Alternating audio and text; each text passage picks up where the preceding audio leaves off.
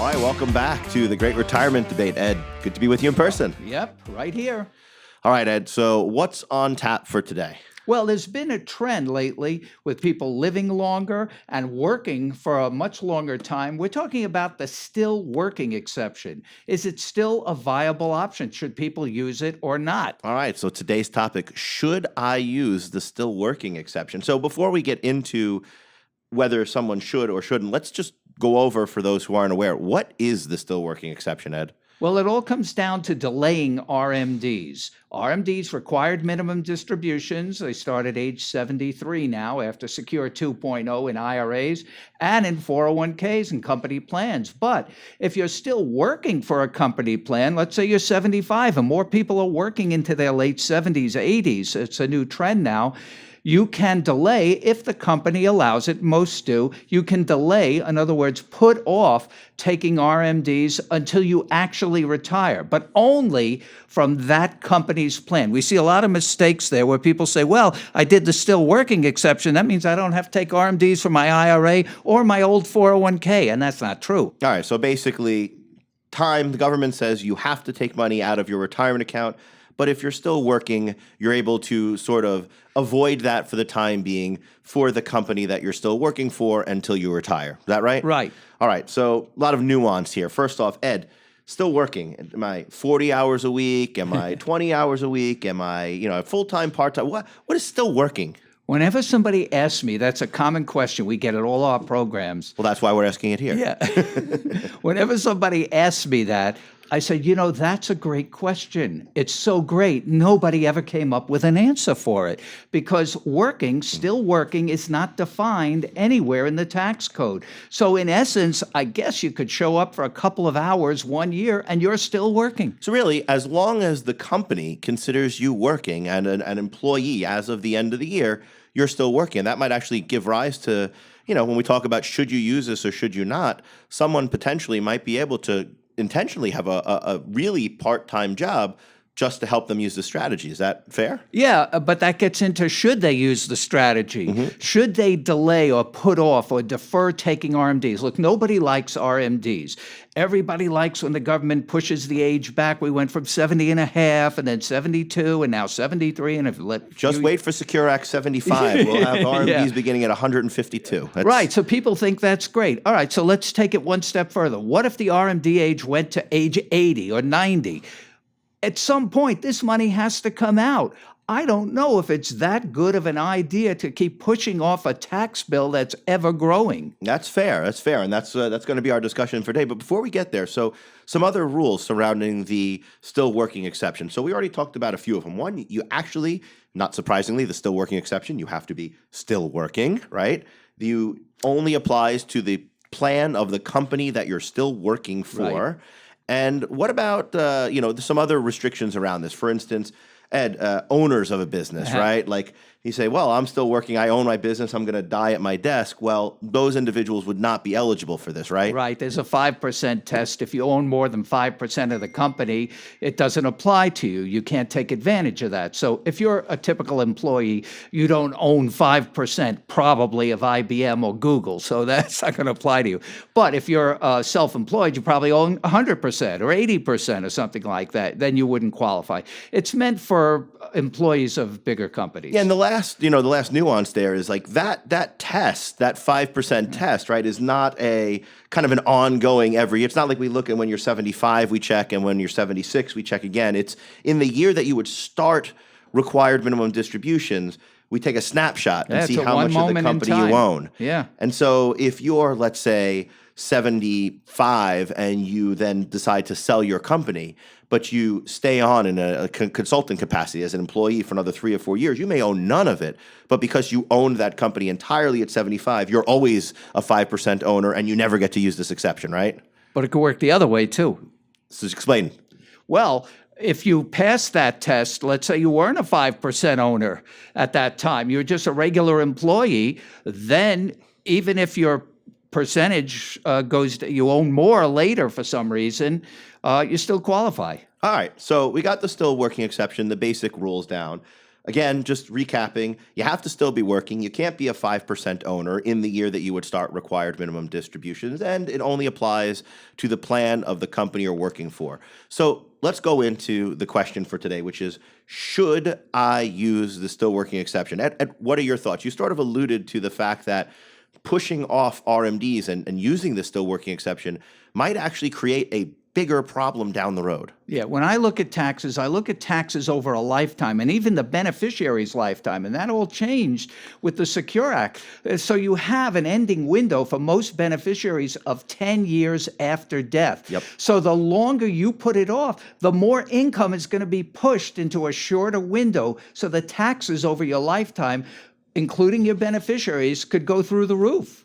Yeah, I've started to call this, or did a number of years ago when these laws changed, the big tax crunch, because it's really Right. two things happening, right? It's fewer years. The Secure Act, the original Secure Act, or for the younger listeners, the OG version of the Oh, Secure yeah, Act. yeah. So that version of the Secure Act was the law that pushed RMDs back from 70.5 to 72.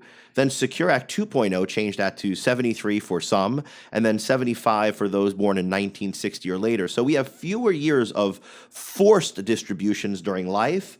And to your point, we have fewer years for most beneficiaries of potential distributions after death. So for a lot of individuals, we might be compressing a lot more income into a lot fewer years, and that might create higher tax rates, right? Even at the current rates. And then you worry, what about if rates go up? So you could have higher balances, higher rates pushed into a shorter period, and at some point the bill's going to be paid. We just don't know who's going to pay it. Probably the beneficiary, who at that point may be in their own highest earnings years. All right, so I'm going to tell you, I think that when someone has the ability to use the still working exception, I think they always should. I think they should always use the still working exception. Now, I think to your point, we should maybe worry about when we take or when we don't take income. But if I am still working and I'm able to use the exception, I can voluntarily, in replace of the required minimum distribution I might have otherwise needed to take, I could fill up that same income with, let's say, a Roth conversion, right? Right. You could do a Roth or take from your IRA, which is unaffected by this. And just live on it, right? Right. In other words, the whole point, look at all, that's a good point. All your retirement savings, not just the 401k to which these rules apply, but look at all your retirement savings. Many people have 401ks, especially if they're still working, and an IRA outside, maybe filled up with a 401k rollover from another job. Maybe start taking that down. But my feeling is you got to start taking some of that down. If these IRAs grow too large, the tax bill is growing along with them. Yeah, I think we agree on that point, right? Is that at some point, if you push off RMDs or you push off distributions, forget about required minimum distributions for a second, just you push off taking money out of your account for too long, that ends up compressing into fewer years. But if we can somehow replace required minimum distributions and use the still working exception, let's say, to lower those, because anything, as you know, Ed, you can't convert a required minimum Right. distribution, right? Right. So if you're filling up your income bracket with RMDs, then there's less space to do so tax efficiently with a conversion. By contrast, if I use the still working exception, I keep RMDs low, and I can always replace that income Yeah. with conversions, right? Yeah, I could see that too. So Yeah, go ahead. would you go further? So we talked about the fact that the still working exception only applies to the plan that you're still working for. Right. But a lot of those plans allow roll-ins, right? Right. Well, some of them, yeah, it depends, but most of them do, I think. So let's say you can roll in those dollars that are outside in the IRA or the other plans that you work for other companies over the years. That would then allow you to delay RMDs on your full balance, I don't know if right? I would go that far. Yes, that would work, and we get that question all the time because, again, people are in that mindset of saying, I just don't want any income, any RMDs. I want to put them off, delay. And we tell them that, especially to add another wrinkle, if you have after-tax contributions in your IRA, you could do a rollover over to the 401k and isolate the basis, the after-tax non-deductible contributions in your IRA and convert those tax-free to a Roth IRA. That may be beyond the scope here. But if you're going to move, and we get that question a lot, you're going to move all your IRAs, if the plan allows, just like you said, over to the 401k, and now all your RMDs can be deferred till you retire. Well, now you're pushing a much bigger hit later on. Yep. So I don't know if I would go that far. Well, if you did, though, you might be able to take a larger Roth conversion from that plan if the plan allows you, correct? Yeah, an in-plan conversion. Something like that, Yeah. sure, yeah. Or, the other thing I would think about, too, is in that regard, if you are still working, I kind of see two versions of this, right? Like Right. the person who's still working, who's really still working, right? Like they love their job. Oh, right. They're a high income individual. They're making $200,000-$300,000 a year, and they don't want any other income because even though their RMDs might be high, their income, because they're really still working, is Right. so high. Right. But then you have those other individuals who may be like part-time, like we talked Or about. just showing up for the... Yeah, showing up for the still working exception. Exactly. Just why do you keep working? So I don't have to take RMDs, that's an opportune time to, as I think, whether it's taking it to live on, as you've talked about, or taking it for Roth conversions, as I have, pulling down that income at that point. Overall, I think what we're really saying, and I think we agree on this point, is that when we look at your lifetime income, And the beneficiaries. that's right, beneficiaries Because you got too. that 10-year window. It's closer now. So effectively, we need to look at all of that and say, between whatever income you have, whether it's working income, whether it's interest, whether it's dividends, whether it's IRA distributions, whatever have you, we want to, in general, smooth that out as much as possible. That's exactly the word I was thinking of. Smooth it. Take advantage of these low brackets. You never want to blow a low bracket. In other words, not fill it up, because you never get that back again. As I always say, a low income year is a terrible thing for a tax. Like somebody says, I paid no income tax this year. I say, I'm so sorry. I'm so sorry for your bad advice. You don't want to use up. You want to use up those brackets. So what you said is perfect, and it's a good ending to this scenario here. The still working exception. I guess we're agreeing the goal is to keep taxes low as possible over the longest time period possible. Any other strategies, thoughts you have that you would share before we wrap up here today, Ed? On the still working, it's going to be different depending on your balances, as you alluded to also. Comparing your IRA balance, what you have there, what you have to the company, because you can't do it partial. Right. It's an all or nothing. If you have $1 million in your 401k, either you're doing RMDs or not. Yep. Well, I think I would add one other point here, and that's, we can proactively look at this, right? If we agree that the idea is to smooth income over one's life, whether it be through Roth conversions or earnings or whatnot, the other thing that someone can think about doing is to look at their retirement a little bit differently. Years ago, 30 years ago, whatnot, retirement was an event, right? It was a moment in time, a snapshot. You get your gold watch and goodbye, go home, collect your, what was it? The thing that began with a P, Ed. I'm losing that word. It's an old word. Pension. That's I think. the one. That's it. Yeah. That thing. For those who don't, PENSION. It was a check they gave people for nothing after they stopped working. Very bizarre to me. Yeah. So they had this thing, and that was it. You didn't have to think much about it. But today, a lot of times, retirement is more phased, right? You go from working a lot to working a little bit less. Someone might actually want to keep working a little bit longer, potentially to use this in certain scenarios. And, obviously, you mentioned some big companies, Google, IBM, maybe they don't have the flexibility, but you think about a small employer.